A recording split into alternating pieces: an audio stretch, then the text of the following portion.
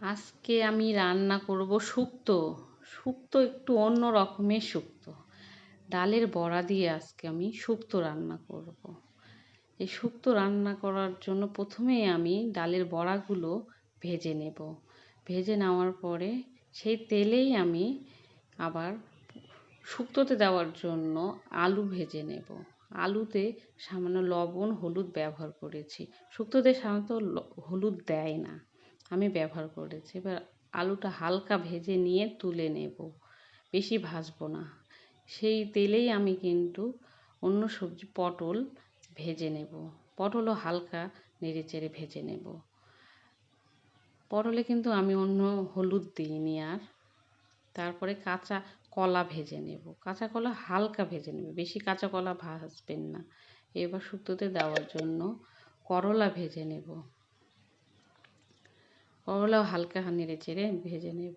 সেই তেলেই, আমি কোনো আলাদা তেল ব্যবহার করিনি, সেই তেলেই আমি তেজপাতা ফোড়ন দেব, পাঁচফোড়ন দেব।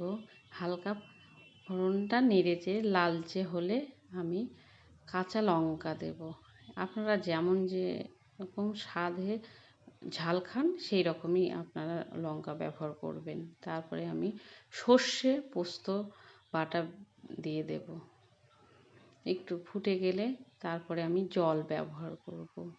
আপনারা সবজি যেমন নেবেন তেমন জল দেবেন। আমি ঢেকে দেব।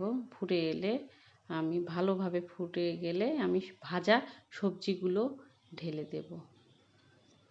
দেখুন ভালোভাবে ফুটে গেছে। এবার ভাজা সবজিগুলো একে একে দিয়ে দেব সব।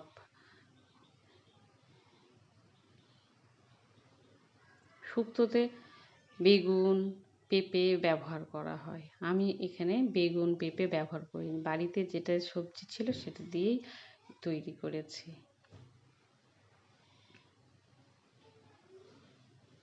নেড়ে চেড়ে নেব, তারপরে আমি ঢেকে দেব। এই ঢেকে দেওয়ার কারণ হলো সবজিগুলো যেন ভালোভাবে সেদ্ধ হয়। ফুটে গেছে আমার শুক্তোটা। আবার নেড়ে চেড়ে দেব। সামান্য চিনি ছিটিয়ে দেব, আপনাদের স্বাদ মতো চিনি দেবেন এতে। দেখুন জলটা শুকিয়ে এলে, সামান্য শুকিয়ে এলে, বেশি কষবো না, আবার জল দিয়ে দেবো। ফুটে যাবে, জলটা ফুটে গেলে আমাদের শুক্তো রান্না হয়ে যাবে। আবার ঢাকা দেব। ঢাকা দেওয়ার কারণ আমি আগেই বলে দিয়েছি, ভালোভাবে সবজিগুলো যেন সেদ্ধ হয়। এরপরে আমি ভেজে রাখা ডালের বড়াও ছড়িয়ে দেব।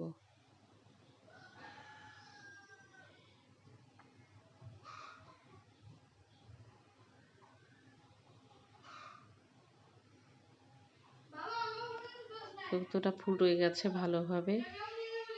শুক্তোটা নামানোর আগে আমি সর্ষের তেল ছড়িয়ে দিয়েছি সামান্য।